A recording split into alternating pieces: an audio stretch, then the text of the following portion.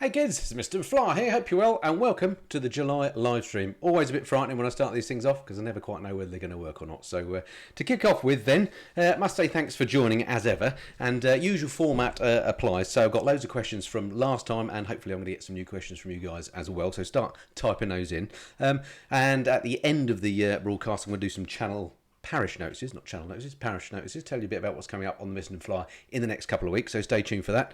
But before all of that stuff, and while I'm just waiting for a few people to gather, and I can see Ian is already on, and Max Moore, hello, let me know if you can see and hear me okay, that would be good.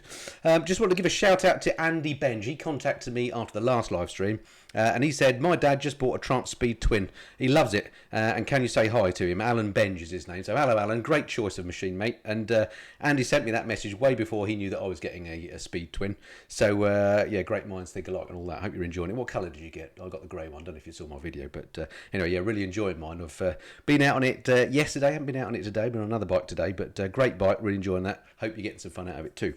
Okay, so that was that. And then the other thing, as usual, again, as much as anything, just to check. Oh, hello, Lamb Chops. He's in as well. We've got Jay from Canada. We've got somebody from Coventry. Sorry, he's nipped off the top of the screen. Excellent. It looks like it's all happening good. And my stream health says that I've got an amber. So if that goes red, I'm in trouble. But no, it's all looking good. Brilliant. Thank you for that. And as usual, I always like to do that little thing that amuses me about who's the furthest away and who's the closest. So again, if I don't pick up your message as it whips off the screen, I will read the messages afterwards in the recorded version, and I'll make sure I pick anything up so I see them. We've got Houston, Texas. That's fantastic. Glasgow, Preston. Mr. Superduke's in. Hello to you. Richard from Washington State. Tucker's in from Scunthorpe. Tim. Hi, Tim from Germany. Oh, LAMM in LA. Whereabouts in LA are you? I was there only last week, which is why I'm looking a bit tired, by the way. I got back from the US, in case you didn't know. I've just been on my family holidays 2 weeks in the lovely west coast of the US. Started in San Francisco, went down via a place called Pismo Beach, and then LA, Santa Barbara, and then down to San Diego. Had a fantastic time. But hopefully you didn't notice that I was away. My intention was to keep posting videos, answering your comments and so on whilst I was away, so it didn't impact your enjoyment. So hopefully you didn't even notice I was gone, but that's why I look a bit weary, because I only got back a couple of days ago. I'm still jet lagged somewhat. Right, who else have we got in here? Humid Devon, says Colin. Yeah, it's a humid one. If you're in the UK tonight, I'm looking out my window, it's still light here. If you're not in the UK, unusually we've got warm weather. It's probably about, I think in the southeast where I'm, it's been about 29 degrees centigrade today. In some parts, so pretty warm for the UK, but it's really humid as well, hence why I'm looking a bit shiny and sweaty, so it's a warm one, but rather that than cold, Clive in Seaford in Sussex. Hello Clive. Hello Guy. Any more collaboration with Henry Cole in the pipeline? Well, Guy, there is. Is the only way to say that. Hope you enjoyed those videos I posted up last week, the interviews I did with Henry Cole. I got a bit of criticism for interrupting him too much, so sorry if that spoilt your enjoyment, but I'm not a professional at this. But I really enjoyed it, and it's odd though, because the first video got quite a lot of views, second one not so much, and I don't know if that's just down to thumbnail not publicising it more because I was away or what, but anyway, but hopefully, fingers crossed, you know, you never know until these things actually happen, but there is a plan for some more stuff with Henry Cole, well, at least his bikes anyway, coming up, so stay tuned for that. Probably be about, probably won't see it till September, October time. Okay, what else you got? Rod says, good day to you, Rob. Minnesota, Scott's in from Minnesota. Oh, quite a lot of US viewers tonight, that's good. Who else have we got? Stephen, hello Stephen. Oh, thank you, Rutger. Oh, you've ordered an Aprilia Tuono. Very nice indeed. Is it a new one? I assume it is, but I don't know, but a nice one. You did well, mate. It's really good. Henry. Oh, good. Thank you very much. I missed who said that, but thank you. That's very kind of you.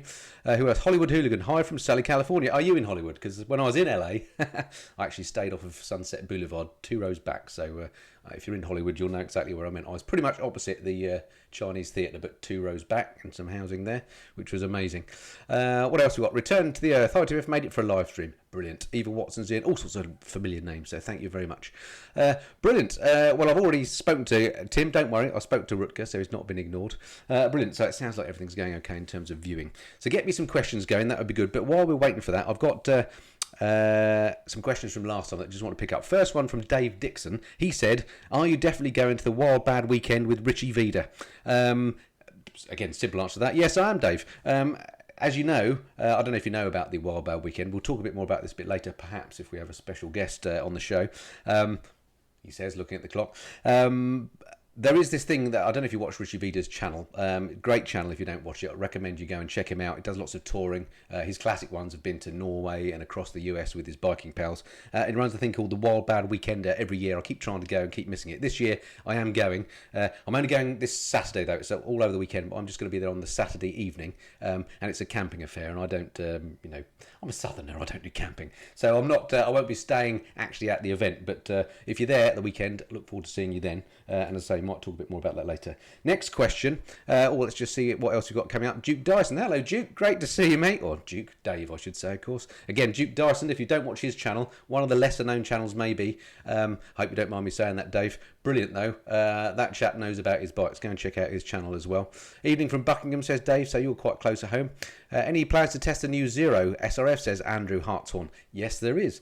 In fact, I've got that on long-term loan. I don't know if you saw, you may have done, hence your question. I had the, what was it called? The Zero DSR last year, and I was really enjoying the bike, and then I came off it. And I blame lack of traction control. Well, the new SRF, which is the new model, or one of the new models from Zero this year, has traction control, and very kindly they've offered to lend me one again. This time I hope I don't trash it. So that, I think, is coming, without checking my schedule, I think that's coming in back end of back end of August. Let's just have a swig of water. And so yeah, I'll be having that long term again. It'll be interesting to see how that compares with the DSR. And hang on a second, I'm just going to have a good cough. I'll be back in a second.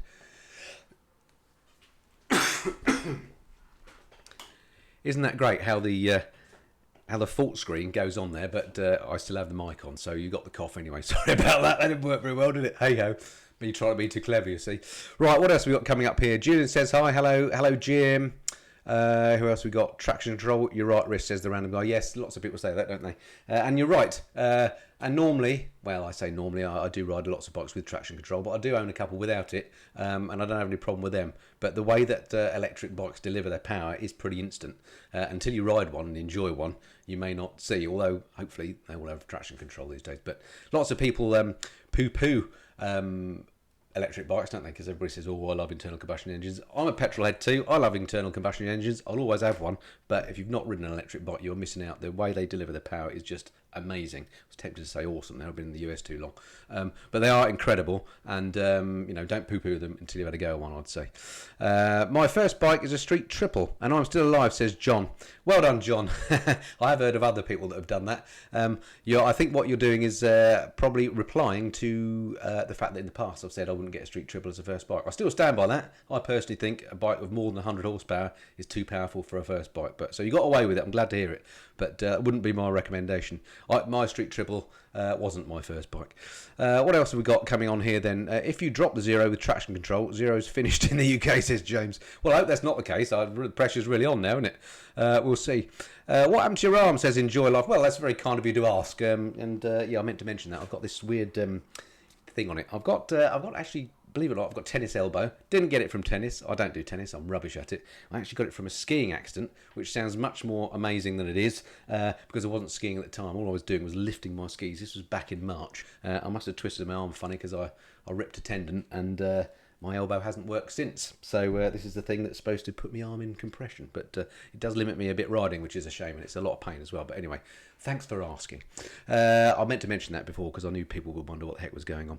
Right, what else we got? Hello from Tame, says Buddy's Insight. Hello, I've been to Tame for a while. No Harley MF, says P. Taylor. No Harley. Do you mean no Harley ride yet, or none in my man cave? Not sure what you're alluding to there. Plymouth Janner.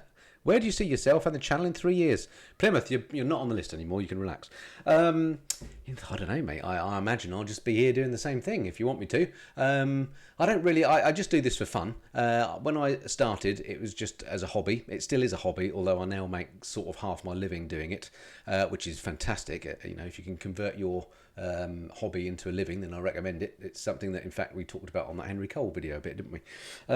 So, yeah, I love doing this. I love riding bikes. I love doing things like these live streams. They're just fantastic. I really enjoy the, quick interaction that we get on these. So I'll just keep doing what I'm doing, I think, unless anyone has any ideas for a radical change. I mean, if I just keep doing what I'm doing, it might get boring. I keep trying to come up with new ideas for little features and things that I can do on the channel, and I've got a few more ideas of those coming. So I'll keep doing things like I'll do the odd readers' rides, although they're quite difficult to arrange. Biker Scram with Jeff and Dan. I'm recording one of those tomorrow, so you'll see another one of those soon as well. I really enjoy doing those, of course, because food's involved and I'm absolutely starving most of the time. Kit Corner, I need to do some more of that. I've had quite a lot of requests for reviews of the kit that I've been wearing of late. I've been wearing quite a lot of new kit this year, and I haven't done reviews of it, so I'm kind of saving those for winter. I like to, before I do kit reviews, I like to properly try them for a good 5 or 6 months and in all weathers if I can. So more Kit Corner probably coming as we approach the end of the year, just because there's less riding to do then, so it makes sense to do it then. And everything else, and I've got 1 or 2 other little ideas as well, some collaborations with other vloggers coming up and all sorts of stuff. So yeah, tell me if you want something different or if you've got any ideas, just let me know. Oh, Malcolm's in Calgary. Hello Malcolm, thanks for joining. I haven't been to Calgary for ages. Good ski slope there. Never boring, you give the best honest reviews, says Paul. Well, that's very kind of you, Paul. Thank you very much. Ian. Oh, thank you very much. More fuel for the old tank. Excellent for my new bikes, he says. I don't know what he's alluding to there. Tim, thanks for mentioning Itchy Boots the other day. Isn't she an inspiration for long tours? Excellent. Yes. Itchy Boots, another channel that's doing amazingly well, actually. Dutch lady, riding a Royal Enfield Himalayan around the world, basically. She's been putting a channel out for about, I don't know, since before Christmas. I've been a subscriber since I think about January, February time. In the last month or so, a channel has really taken off. She's overtaken me in terms of subscribers. She gets something like 1,500 subscribers a day, and to put that into context, I get about 150. So she's getting 10 times as many as I am. She's easier on the eye than I am, to be fair. But yeah, very interesting channel. If you're interested in round the world motorcycling or just looking at nice views, then go and check out Itchy Boots' channel. She doesn't need any help from me, trust me. But yeah, really fascinating. And we've been in touch as well via the interweb. I'm hoping maybe when she gets back, might be able to interview her as well about her travels. But I get the impression that she doesn't really stay in one place for very long. But yeah, great channel. Go and check that out. Hello from Berkeley, says Daniel. Alt Motor Michelle also says she likes Itchy Boots, which is fantastic. Beverly Biker. Hope you're well, all. Thank you. What else? Glenn Turnbull. Hi, Andy. Finally got to watch a live one. Well done, Glenn. Can't remember whereabouts in the world you are, but hope it's not a terrible time of day for you. What else we got? Uhura Makali. Norley is amazing. Yeah, Norley is the name of the Dutch lady on Itchy Boots. So go and, once you finish with this, go and check her out. She doesn't need more subscribers, but but you'll thank me for telling you about it if you haven't come across it, because she's very, very good. All right, let's just do a couple more questions off the list here. These are ones that came up last time that I didn't manage to answer. Lee Forrester says, do you recommend the Triumph Sport 1050 for touring? Straight answer for that one, Lee, is yes. I used to have a Triumph Tiger 1050, as they're called then, before they called them a Sport. Basically the same bike. Mine was, I think, a 1997 model. No, 2007, something like that. Anyway, the pre-sport one, but the same 1050 engine.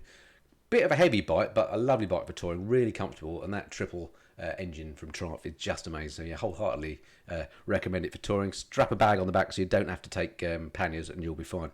Thank you, Josh. That's very kind of you. 510 in Sydney. Goodness me. Could you do a review on the CRF 450L? He says. I'd love to, Josh. And in fact, I've been talking to Honda about that. In fact, the guys from Honda very kindly a while back took me out for a lunch just to have a chat about what bikes I like to ride, which was very good. So yeah, that's sort of on the list. I like to do that. My issue is there's just the one of me. I do everything here, from answering all the social media stuff, running the technology, coming up with ideas, filming, editing, presenting, the lot, and doing two to three videos a week is pretty time consuming. It's a 7-day-a-week affair. Just coming up with, so just again, I'm not complaining here because this is great, but I have a schedule of videos that I'm going to film, and at the moment my schedule lasts until this time next year. I know which videos I'm doing every couple of days until this time next year, and I haven't got a slot for the 450L. That said, if something comes up that I think is worthy to get out sooner rather than later, then of course the schedule's flexible. I can move things around. So that's a long way of saying I just need to find time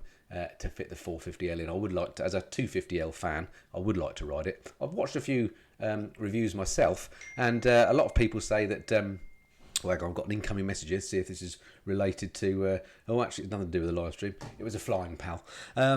I was just wondering about his answer to that question. Anyway, where was I? Yeah, the 450L. So yes, I will indeed try and review that at some point. And the reviews I've seen though have been a little bit scathing in terms of its cost and its lack of power here in the UK. The 450L doesn't put out much more power in the UK spec, because it's strangled a bit by Euro 5, I suspect, than the 250L. So a bit of debate over whether it's worth having. Plus the service intervals are a bit of a nightmare compared to the 250. If you're in the US though and you get a 450, I think you get about double the power. So Maybe you buy one in the US.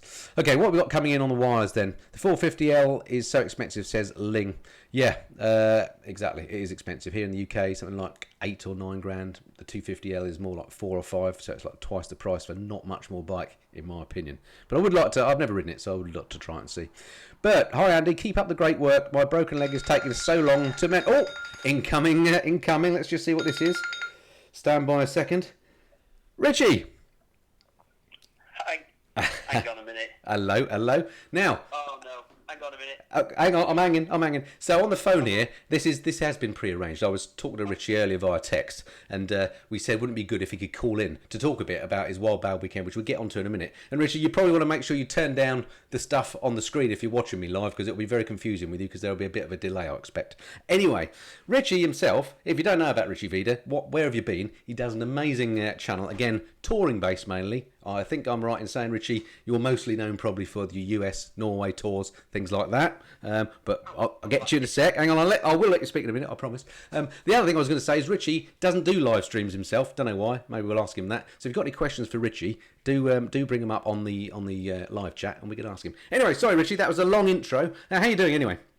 I'm very well. I actually wanted to ring my window cleaner, Andy, not you, Andy. But anyway. I suppose I could talk to you while I've got you on. Excellent. Very good, very good. How are you doing? Yeah, very well, thank you. And you've recently moved house, haven't you? So you're all settled in now? Yes, we're all settled in, thank you very much. Got a big old garden, it's all lovely, but it's been a long time coming. The longest, I know people say it's the most stressful thing in the world. Well, I can definitely say it's the most stressful thing in the world. Nightmare. Long months. So I assume this means you've got a nice new garage that we're going to see on the channel? Yes. Yeah, well, it's a bit old at the moment. The house is lovely, but it's old. Right. So it needs a lot of work doing to it. But, yeah, there's room. In fact, there's 3 big bikes in there at the moment, which is nice, because I only have space for 2 of my old ones, so that's good. Brilliant. One of them's particularly big. It's the beautiful gold ring. Sorry to interrupt, but we've got a message coming in. Somebody wants to marry you. Someone wants to marry me? Yeah. You're already taken, aren't you? I am. Yeah. And by the way, that was Jim McCowd that wanted to marry you, so... Not Sorry, sure. Jim.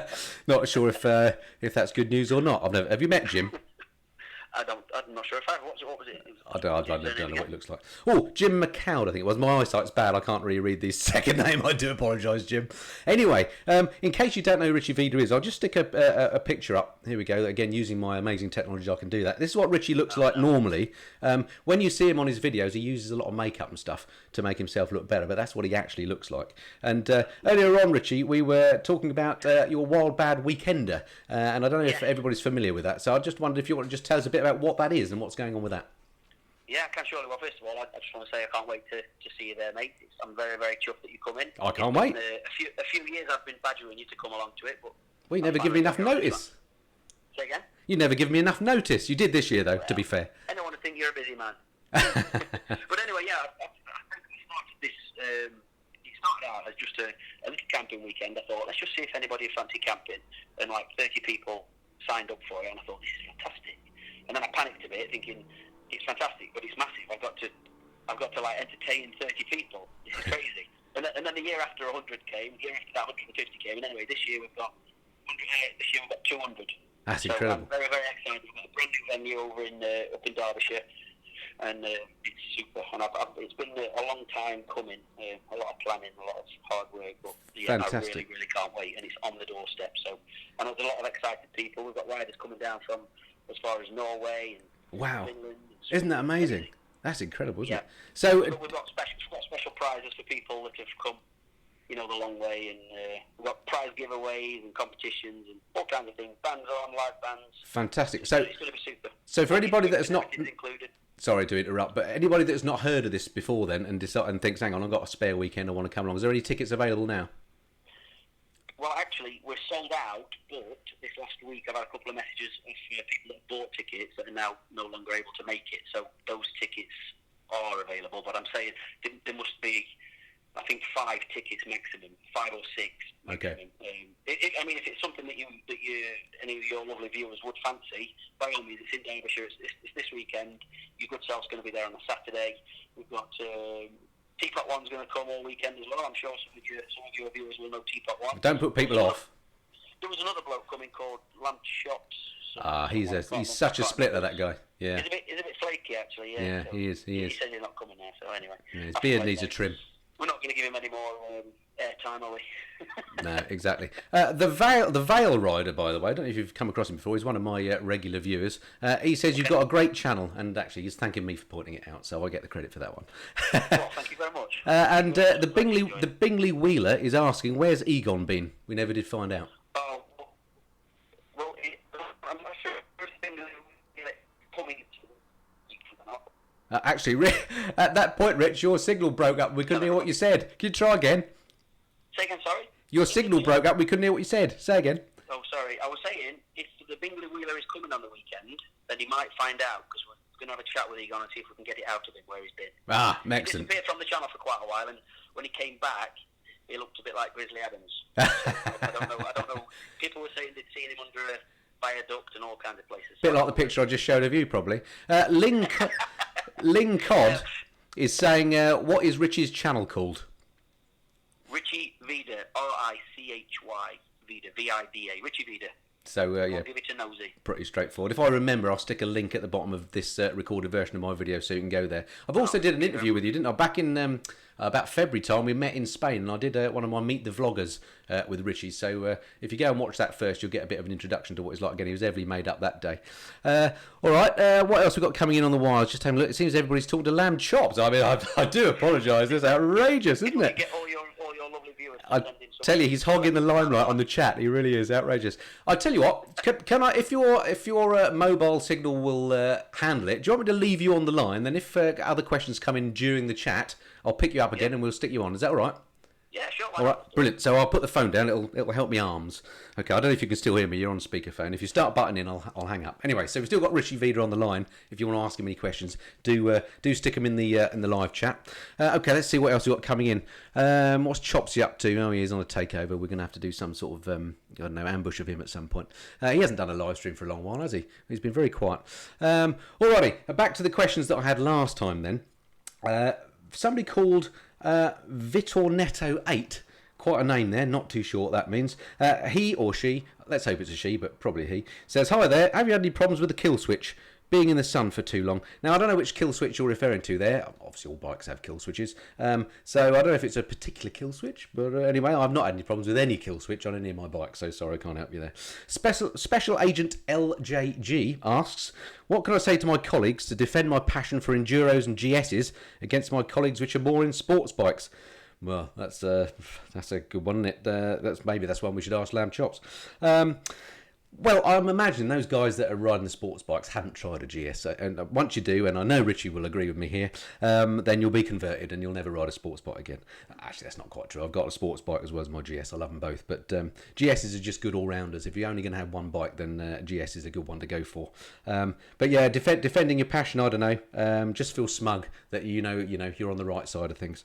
All right, next one. Ian DeAngler, do you ever get stopped for wearing a black visor? Good question, actually. And the answer to that one, Ian, is no. I haven't ever been stopped for that. I think if you were stopped by the police for doing something daft, like maybe doing a wheelie down the road or something, oh, sorry, lamb chops, then I think if you had a number of things that the police didn't like, they'd probably get you for the dark visor as well. I think if you rode at night with a dark visor, you'd definitely get done for it if you were stopped, so I don't advise that. But if you're behaving yourself in all other ways, you should be all right with a dark visor. I'll actually just bounce it off Richie as well, because I know, Richie, you wear one of those reflective visors, don't you? Have you ever had any problem with the Rozzers because you wear that? Do you know? No, I've never. I always wear a mirrored visor. I just like it. But no, I've never had any. Not one issue with it. Yeah, I mean, I can understand in your case why you wear a mirrored visor, because it'd be far more pleasant for the person looking at you to be looking at themselves than your face. But oh, sorry, that's a bit cutting. Let me just put your picture up again, just so I can remind people what they would be seeing. And yeah, I mean, that's not a good thing, is it? Oh, I'm glad it's not coming up. We should thank Chopsy for that then. yeah. Face that thing on it. Exactly. Anyway, let me just have a quick read of the comments again, because it's, as you know, well, you don't know because you don't do these live streams, do you, Devil? Maybe now you've got a new house, you will do some live streams for us. Exactly. Yeah. When everything's set up, I think I'll probably give it a go to see how I get on. Knowing you being a bit of a techie, I imagine your live stream will be pretty damn fancy. So I'm going to have to watch out. At the moment, I've got no technical competition. If you see some of the others that go up there, they're all I don't want to name names, but they're all a bit amateurish, aren't they? I've got faded screens and all. I've got multiple camera angles. Hang on a second. Look at that. There's another camera over there. How good is that? I bet Richie Vida will do better than that. All right, back to the main camera. Anyway, let me just read some of these comments. I was stopped this weekend and fined for wearing a dark visor. Was just behaving myself, says Prev Counter. Whereabouts are you, Prev Counter? I had a message from somebody in Wales this week, actually. I wonder if it's the same person who was just minding their own business. I think there were a couple of them riding together. And they got stopped by police in Wales. They were complimented on their riding and how sensible they were. And then they were fined because I think they had small number plates and dark visors or something like that. Absolutely ridiculous. So just be careful. Particularly, I've read about this in the press quite a bit. In Wales in particular, the police can be a little bit, I don't know, overzealous, should we say. I don't know if they're on some sort of thing to get the quota up, but yeah, don't misbehave in Wales because you'll get stopped. Okay, what else have we got coming up? Cheating with an Elgato, says Deadly Sinner 88. But I wouldn't say it's cheating. I would say it was a good investment. It works a treat. Lamb Chop says some of us have multiple camera angles in our vids, not just on the live stream. Oh, that really hurts. I do have multiple camera angles sometimes. God, that doesn't have to make editing hard. Why do you think I do the live streams? No editing required. I recommend it to the house. That's another reason, Richie, why you should do some live streams. No editing, you'd love it. I'd love to give it a go, actually. Right, what else is coming up? Bacon bike tours. Yeah, North Wales is strict on the regs for everything. What, you mean outside of biking? What else is it sort of... I presumably that's a sheep-related quote. I don't know. What did you think of the V85 TT, says Avpete5? Blimey, you're on the ball, mate. Now, this is a reference to the Moto Guzzi V85 Tutti Terrano or something. It means all-terrain in Italian. I borrowed that bike only today, and I put a picture on Instagram and Facebook and stuff earlier of that bike. So, yeah, well done, Pete. I won't tell you exactly what I think of it because it will spoil the reviews that are coming, but I'm going to be riding it quite a lot in the next few days. I've got it for the week. I'm going to be riding it tomorrow down to Wiltshire, a couple of 100 miles there and back, so I'll get a good feel for it, and then I'll be producing a video with all the lessons that I've learnt about it. But it's one of those sort of Marmite bikes, a bit like the Suzuki Katana that I know that Richie loved because he went to the launch, and I found it, let's face it, pig ugly. Lovely bike to ride, but not much of a looker. Let's see if he's changed his mind. Richie, what do you think to the Suzuki Katana? I really liked it. I mean, I wanted to speak to you actually about that, to see if you, after seeing it in the flesh, if you changed your mind, but I guess you didn't. Well, to be fair to it, it is better in the flesh than on pictures. I agree with you there. And it does ride beautifully, doesn't it? It does ride nice. But the looks for me just don't work. And I had, when I produced those videos, or that video on it, I had mixed reactions. A lot of people agreed and said they didn't like the looks of it. A lot of people said, no, it's the face only a mother can love. So I think I'm falling on the fence of I don't like it. Yeah, I think I had pretty much the same split when I did I was fortunate enough to go to the launch, and it was chucking down, absolutely chucking down. So it was a terrible day for doing it, but it was still nice, and it was still good to ride it. But yeah, when my video came out, it was definitely split down the middle. Some people were saying it's really interesting and really excited to see it, and other people just like, nope. Yeah, and I think it also depends on whether you had a sort of a relationship with the original Katana, which I didn't. I wasn't into biking when that was out. So to me, that shape doesn't mean anything. I've obviously looked at the original Katana since, and I can see the lineage there. But yeah, it's not a bike for me. But lovely to ride. I mean, it's definitely nice to see how they pulled some of the old shape into the new shape. Yeah, yeah. So, instead of going fully modern, it was nice to reference some of it. Bill. I really enjoyed it. Bill Kerr says that Japanese nakeds are just plain boring. Well, I don't necessarily agree with that. And Ling Cod says that the Katana looks like Margaret Thatcher's bollocks, which is outrageous. By the way, I've just put Richie Vida down. I'll put the phone down underneath the microphone. I'm wondering if you can still hear him when he's chirping away there. It just makes my life easier if you can. So can you let me know if you can still hear Richie? Richie, tell us what you had for breakfast. I had granola.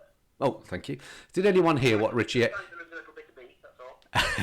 Did anyone hear what Richie said he had for breakfast? If so, that'd be good. Let me know. Just repeat it on the chat thing, and I know I can leave him down there. So Bernard says the Katana has a stupidly small tank. Yeah, indeed, smaller than the donor bike, in fact, isn't it? Which is ridiculous. I guess it's one of those bikes that is more of not really a posing bike, but it's not necessarily a bike that you're going to go touring on. So perhaps it doesn't matter. But one of the biggest bits of feedback I had from my video was that no one's going to buy that with with such a small tank.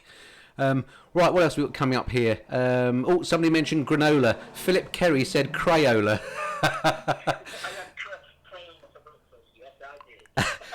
Richie does have a young daughter, so that's not that could happen, couldn't it? If she's got a mischievous streak. Colin Vincent said bacon and eggs. So we've got some comedians on here. This is brilliant. That's good. And Clive is also confirming that they can hear you fine down there. That's good. I wish I could find a technical way. And maybe once you get into this live streaming stuff, Richie, you'll find a way of actually getting the audio from a phone call properly into this, because it'd be great to be able to properly interview people, wouldn't it? And even better, I mean, if you could do Skype and capture the screen, wouldn't that be good? I'm sure there's a way around it. We should be able to do it. Well, I've seen other more noble YouTubers than me do that. I just haven't been able to work the technology out. But one day I'll try and get that doing. Right, we've got a question coming in for you, Rich. The first question for you specifically, I think. Please ask if he's taken the VFR. What do you think? Well, I'm thinking yes, because Of course I am. Yes, you'll be there, definitely. I'm really looking forward to seeing that. What a top job they did of doing it up for you. Oh, honestly, I couldn't believe. I mean, I am. The followers of my channel will know how attached I am to that bike.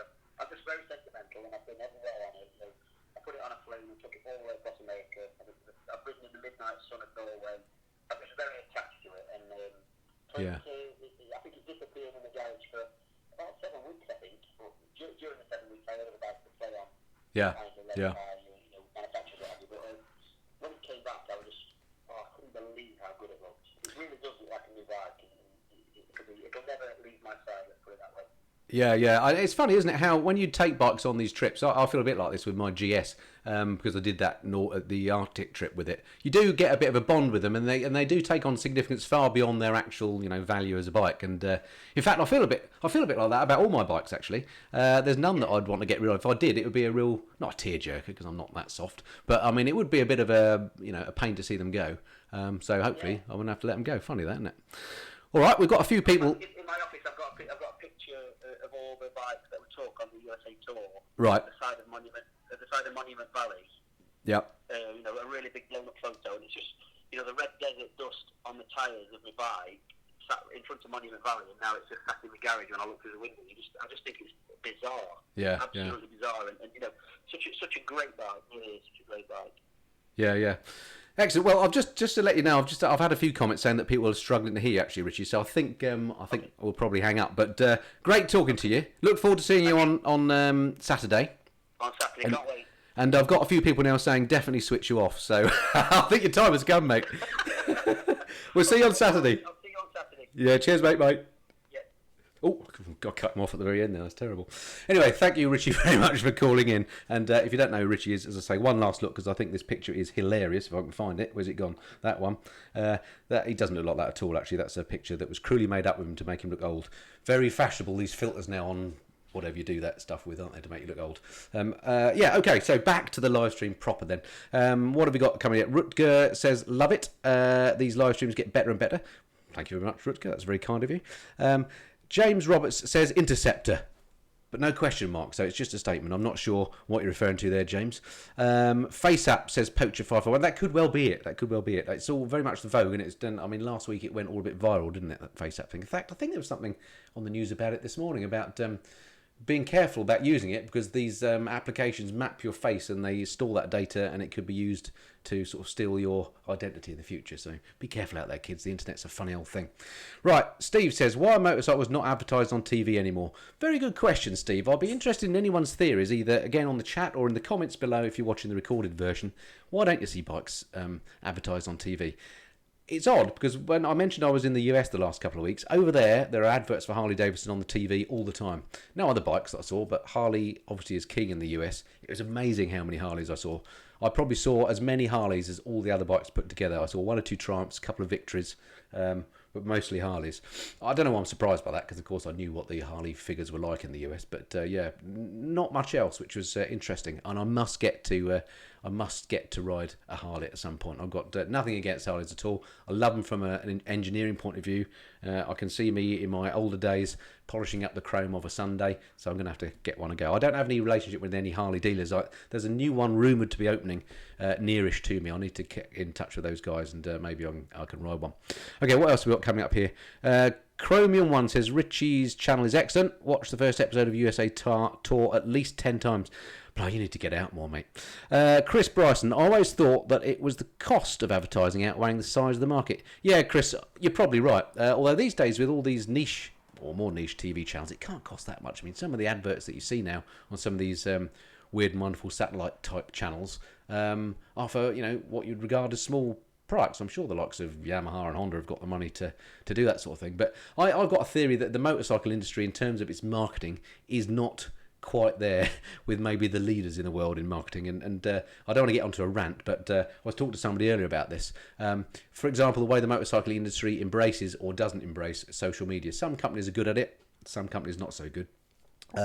I'm just amazed how, when you look at the car world, market and industry, how they much more embrace the likes of YouTubers. It's kind of sour grapes from me, basically. I don't want to blow my own trumpet, but I've got a reasonably successful channel on YouTube as far as motorcycling in the UK is concerned. It's a very small channel compared to the YouTube in general, but as far as motorcycling in the UK is concerned, it's one of the more popular ones. I'm surprised why aren't manufacturers and suppliers beating my door down? They're not. I have to go and grovel to them for stuff. So not in all cases, again, of course, but it's way behind the car market. And don't get me started on gaming or makeup channels, or I'm just going to have to learn how to do makeup, and I could do some for Richie and learn some games. All right, what other questions coming in? Have you done the Ron Haslam track day, says Geraint. Sorry if I'm mispronouncing that. I haven't done the Ron Haslam one. I'm down to do the Californian Superbike one later this year. I'm not quite sure what the Ron Haslam one is different, or whether indeed it's the same one. Maybe. I've talked about track days before. I do like to do them. I've got a few videos of me doing them, and that's one of the reasons I bought my Panigale. The issue with them is a bit cost of insurance and fear of having your bike wiped out, which is what stopped me doing one recently. The one that I'm doing this year, the California Superbike one, they're actually providing me with a 959, so I'm thinking, well, they've got that insured. If I trash it, that's on their insurance. Don't know what the excess is, of course. But I'm not a massive track day fan. A bit like off-roading, I think it's good to do. All bikers should do it because it makes you a better road rider. But it's not something I would, every month through the summer go and do a track day. What else we got? You could do the Head and Shoulders ad, said some cheeky devil. Thank you. Matt, have you ever been to Oliver's Mount races in Scarborough? No, I haven't, Matt. Or indeed any road race. I would love to go to a road race. I keep saying I must do the TT. I've got kind of an outstanding invite from one of my kind subscribers to go to the Classic TT, where he's on one of the teams and in the pits. I just need to get my act together to organise that. I didn't do it this year. Maybe, actually, we should sort that out sort of sooner rather than later for next year. I'd love to do that. A road race, I think, would be fantastic. What else have we got coming in on the wires? Let's have a look. Moto Groover. Did you get mobbed in the US? No, probably because I've never ridden a Harley. I'm glad to say I didn't get mobbed in the US. Although a few of the pictures that I posted on social media afterwards, people have said to me, "Oh, I wish you'd told me you were here because that's where I live." So that was great. And also did distribute one or two little TMF stickers in strategic parts. I'm hoping they might get spotted by my US viewers and maybe people tell me they've seen them. It's bizarre how that works. I've put one or two around on my other tours. I put one on the Arctic Circle sign. I put some around Scotland, and people have tweeted me with pictures of them near those very signs.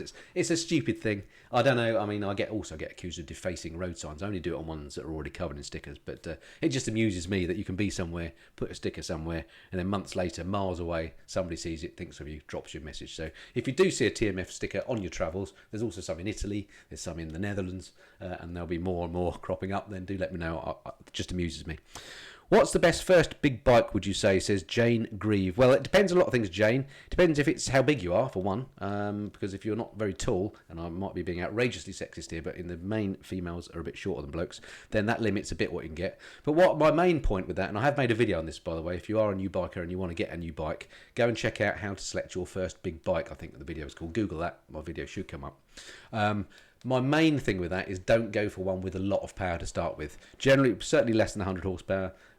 60, 70 horsepower is ample for the road as a new rider. Learn your craft on that for 6 months, then get rid of that bike, then get your dream bike or a stepping stone towards it. Just to be safe, just to learn how to handle a bigger bike properly. Because even once you've gone from a 125, even a 600cc with 70 brake horsepower is going to feel like a rocket compared to a 125 with 14 horsepower. So just take it easy. And for that reason as well, because you will quickly get fed up of the 600cc, perhaps most people do.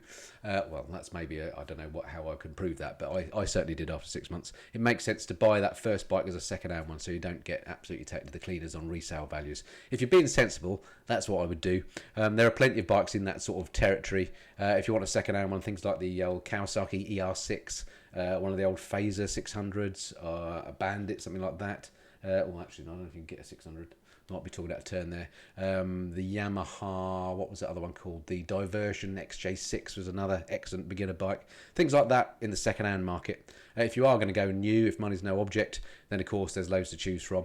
You can even get restricted, so rideable on A licenses, things like street triples, but you'll be tempted to de-restrict it, and then you're in a whole world of potential problems. Not everybody. Anyway, I've gone on about that. You get the picture. Thank you for that, Jane, for the question as well. I'm chuffed that that's at least 2 female viewers we've got on today. So brilliant. 845 people on at the moment. I find this amazing that just a fella sitting in his study having a chat to the ether can get 845 people on. And listening to the old rubbish he's spouting. So thank you very much for joining. Just buy what you like and ride it, says Ian Steele. Yeah, that's one way of doing it. I had a 6N for my first bike, says Paul. A lot of people did that. Go for an H2R, says Andy. Here's your first bike. Possibly not sensible.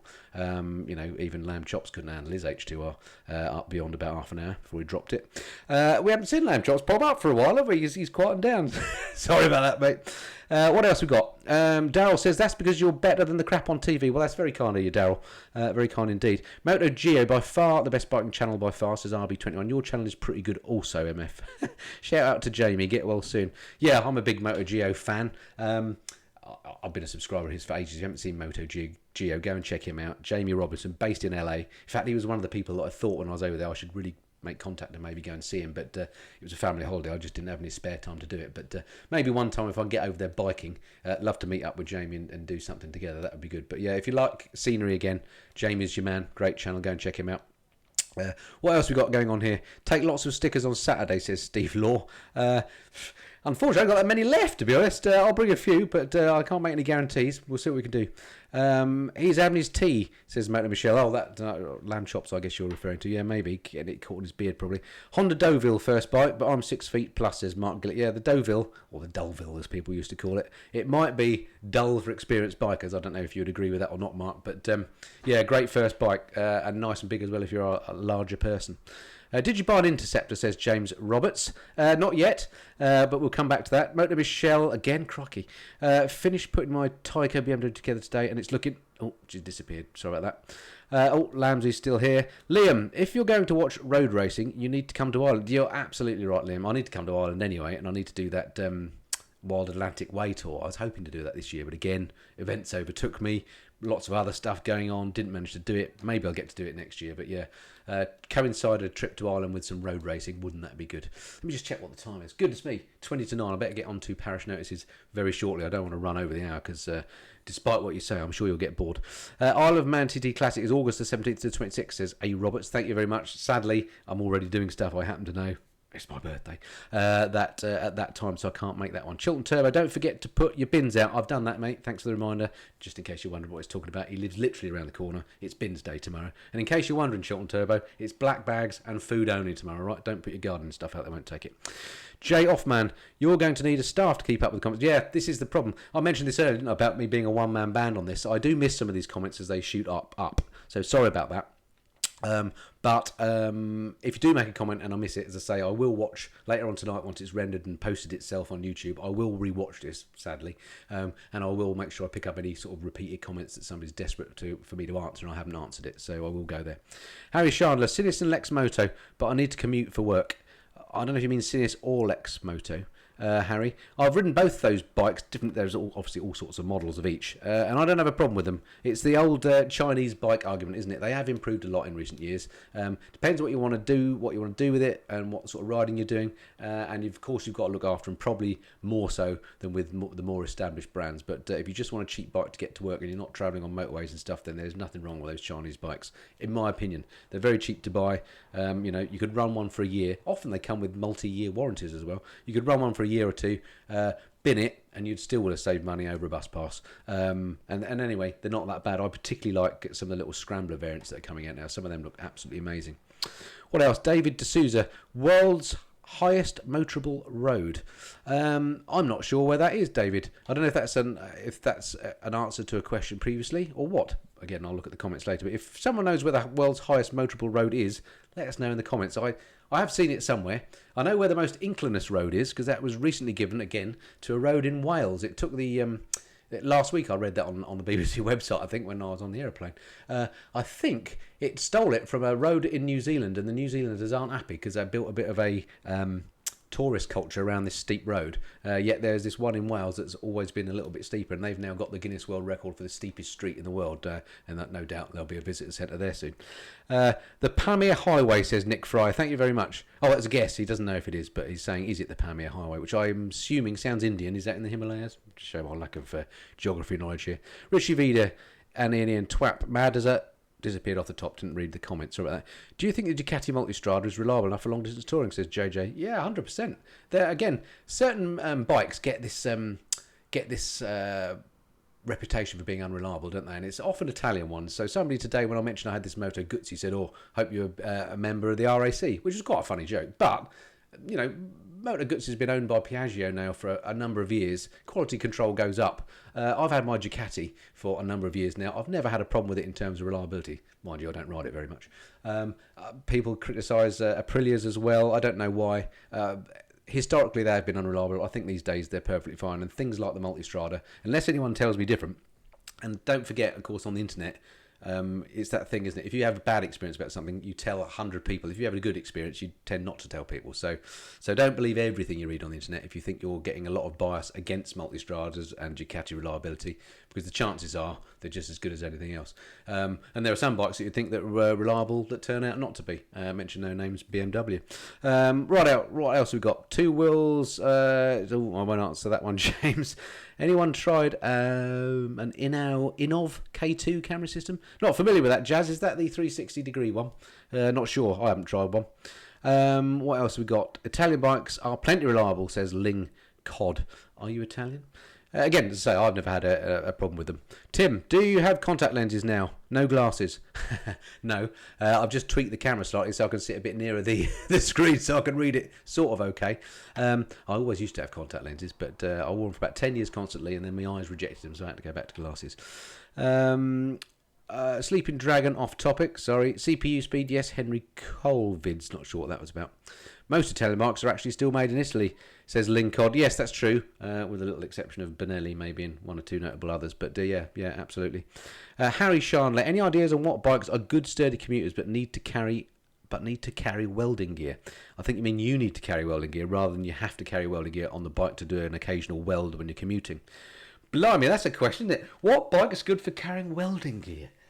Well, it depends what your welding gear is, I suppose. If it's just the mask, pretty much any bike. If it's the cylinders too, something a bit bigger. I don't know, maybe somebody can help. I think it was Harry with that question. I don't really know how to answer that one. Something big. Richie Vida, Africa Twin is superb. Oh, he's on there now. He couldn't get enough. Brilliant. Highest road was the Kardung Pass, recently outdone by a new road in Kashmir, says 27 Jolly Tall. Thank you very much. Again, Indian roads. I'm assuming these are all pretty much in the Himalayas, which makes sense, doesn't it? Any more flying videos on the way, says Darren Idgard. Yes, nothing in the can, but I was talking earlier about doing some work with other YouTubers. There is a little flying one in the making. The problem with the flying ones is they don't... Number one, this is a motorcycle channel, so I don't want to bore people with flying videos because flying is my other passion, something I'm very passionate about, and something I've been doing far longer than I've been biking. So I don't want to bore people with my interests, of which of course flying is one. And also making those videos. Number one, it's very expensive because renting an airplane is very expensive. And okay, I mentioned earlier I make a bit of money doing the YouTube stuff, but I don't make anywhere near enough on a flying video to cover the costs. Then there's a lot of planets that need to align with the sort of flying that I do. The weather has to be right. The airplane has to be technically sound. I have to be well. All sorts of stuff has to be right. So it's quite rare to get all the planets to align such that I'm able to film a flying video. So I will try and do one because I have had a lot of people say that they like them, but I'll try and do them pretty infrequently for all those reasons I've just said. But there will be more on the way, I hope.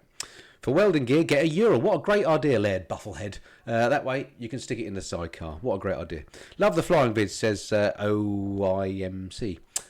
Good, excellent. I'm glad to hear that. I love making them. Although, again, there is that bit of a thing, a bit like motorcycling. You have to concentrate on what you're doing when you're flying. There's a bit more going on in an aeroplane. I'm not saying it's any more difficult than riding a motorcycle, but there is more that you have to be doing at any one time. And if you've got cameras, and again with the flying in particular, you need multiple camera shots. I'll have lamb chops. Watch me flying vids if you want to see some cool multi-camera stuff. if you've got multiple cameras in the cockpit, it can be a bit distracting, especially if something bad happens. So again, I'm a little bit, there's something inside of me that says, if you're going to go flying, don't take the cameras. Unless you've got somebody to go and film for you, which is what I'm thinking for the next one. But more on that in about September time, I think. Flying is okay, but it makes my arms hurt. It says Acroba 456. Yes, exactly. And you could end up with one of these if you're not careful. Alrighty, what have we got going on? 10 minutes to go. I better get on to Parish Notices. Then we'll do a few more questions, and then we'll wrap it up for tonight. Alrighty, first thing, as ever, must say a quick thank you to my sponsors for the video. That is Custom Fit Guards. They're the people that make these little, well, in my case, orange guards. You can get them any colour, actually. I got orange because if you drop them, you can see them against a tarmac road. So you'll see me wearing these mostly on my touring videos, but I do wear them all the time. Go and check out Custom Fit Guards. There's their logo up there somewhere. It's very hard to point at logos on screens when you've got a bit of a delay in front of you. Check out their website. Go and look at their videos. They've got a YouTube channel as well called Team CFG. Only watch the video that I'm on. Don't watch the ones that other people are on because I'm trying to get my video loads of views on there, so they keep sponsoring me. So thank you to those guys for sponsoring me. Whilst I'm talking about paying the bills, I must say a massive thank you to my patrons as well. Something I've relatively recently started.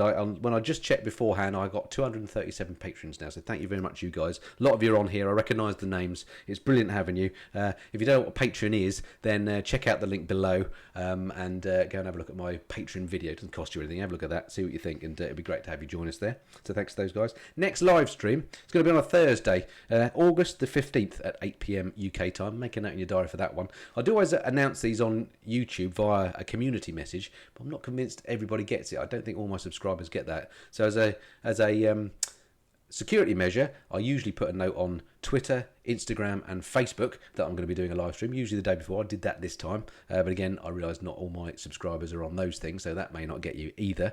And then as a belt and braces job, in the little ticker tape you see going below, I always have the date of the next live stream. So even though I tend to mention it at the end in Parish Notices, if you do wonder when my next live stream is going to be, go back and watch my previous live stream and you'll see the ticker tape date. All right, so hopefully that's obvious. Okay, what else we've got? Oh yeah, and whilst I'm on the subject of social media, if you do Twitter and Facebook and Instagram, do follow me on those platforms. It's a great way to keep in contact with you. I'm a bit worried that one day YouTube will do something that means my channel's off the air and I won't have any way of contacting you. So that's one reason to do it. The other thing is I post slightly different things on there. On Instagram, I use that more as a sort of, there's some more background personal information, tends to be stuff that I'm doing, may or may not be of interest to you. Mostly motorcycle related, but some other stuff too. Twitter and Facebook tends to be more to do with what videos are upcoming or the bike I'm riding that day. So again, it's a bit more up to date than just watching the channel.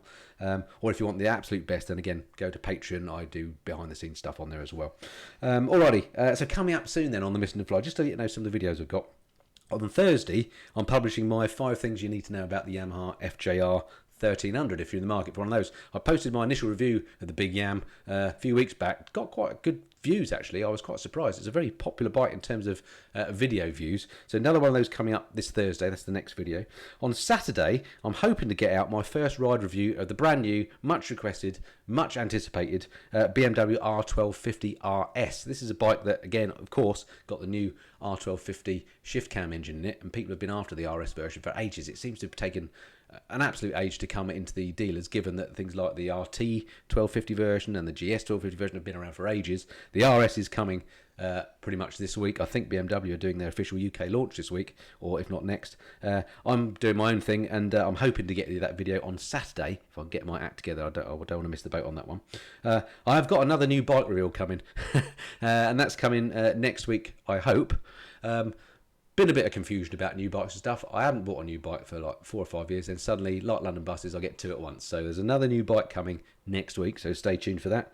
Next bike news, you know, the paper review MCN, that's August the 1st, and probably the next day too. They seem to go down quite well as well. Long-term review of my Panigale is much overdue, so that's coming soon. More on my Speed Twin, of course, the new bike that I got last week. Well, actually a few weeks ago now, but I'm loving that bike. More on the KTM 790 Adventure R that I had long-term from KTM. I've got some off-roading in Spain with Toro Adventure and a close look at the Husqvarna TE250. The guys over at Toro, these are one of my other sponsors that, you may have seen some of my Spanish tours that I've done with those guys. They've replaced their fleet of Yamaha dirt bikes with Husqvarnas, and I got to ride some of those, I think, last month. So there's a video on that coming, so look out for that. Again, bit tricky with the arm as it is, but we got through it. I'm not moaning because Lyndon, who owns Toro Adventure, actually had a broken collarbone and fractured elbow at the same time. He didn't realise it at the time, but so hope you're getting well soon, Lyndon, if you're watching. And of course, some good old-fashioned vloggage coming as well. So that's all to come on the Missenden Flyer. So do stay tuned as ever. Thank you for all your messages and for watching again. We've still got 885 people on, which is incredible. Let's just do a couple more questions from the live stream, or a few more comments coming in before we say cheerio. The King of the World says, "Hey Andy, how close was it between the Speed Twin and the Z900?" Quite close. I love the Z900. As you know, this is the Kawasaki retro bike. 4-cylinder bike, very smooth. The Speed Twin feels to me a little bit faster. Not that speed was the big thing. It just feels a bit more rough and ready. And I like the fact that it's a Triumph at heart. I like British bikes, so that kind of swung it for me. But they're both amazing bikes. No one would be disappointed, I don't think, with the Z900. Really good. But yeah, the Triumph for me won it over. I'm just a bit of a Triumph fanboy. What else have we got? Mark Mundy, made 900, 1,000 next time. Well, I don't know if I'm ever going to get 1,000. You said made 900. Did I get 900 on this stream? I don't know. 896 it says at the moment, so it's pretty close. But I think it's always the same 896 that watch. So thank you very much for my for my loyal viewers of these live streams. I'm obviously getting to you. Okay, I'd be interested again in the few comments that remain here, or rather the live chat that remains, or the comments below if you're watching recorded. How did you get notified that I was live? Did you get it through Facebook or Twitter or Instagram, or did you get the YouTube notification, or did you just happen to notice I was on? I'll be very interested to hear how that works, because I think I'm probably not getting to everybody that I would like to get to. What else we got? Should have got... Oh, somebody said they saw... Rutger says he saw 901 at one moment. That's good. I have beaten 900 a few times. One of the great things about YouTube is it gives you an awful lots of stats. And after you've done the live stream, about a day or two after, it gives you an analysis of how many people watched, how long they watched for, where they were, what your peak viewers were, etc. So I can get all that stuff, so it's really interesting. Okay, thanks everybody that's letting me know now how you saw it. Facebook, YouTube notification. A lot of people saying YouTube notification. Only just got your notice, somebody said, so it obviously takes a while to come out. And I think I sent that yesterday. Perhaps I need to send it 2 days in advance. Facebook says Michael. YouTube says David. YouTube. Looks like most of you are saying the new YouTube notification. So I'll make sure and do that. Maybe I need to do it. Maybe I need to do it a couple of days before. Alrighty, that's it. Coming up to the hour, I think, according to my clock and my watch. So yeah, that's it for this time. Thanks very much for watching. Do keep watching the channel. It's without you, there wouldn't be a channel. Really enjoying doing it. It's great fun, and I love all this interaction on the live stuff. So I'll see you next month for more of the same. All right, until then, this has been the Missenden Flyer. Cheerio.